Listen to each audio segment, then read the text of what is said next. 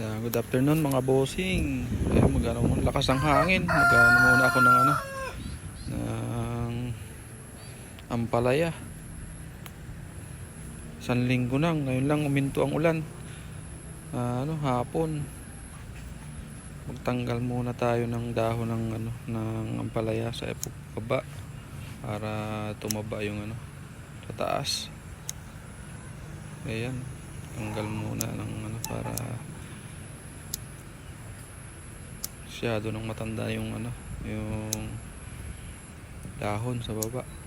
Kaya putulin muna, pruning muna ng mga suwi-suwi. Kaya hindi pa ako nakakapag linis kasi ngayon lang uminto ang ulan. Ako nakapag tanggal ng damo.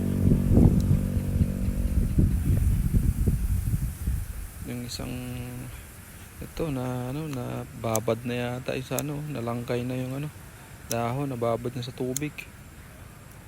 Saglit lang, isang linggo nalangkay na yung dahon. Ilang piraso din to, 6 na puno din tong to.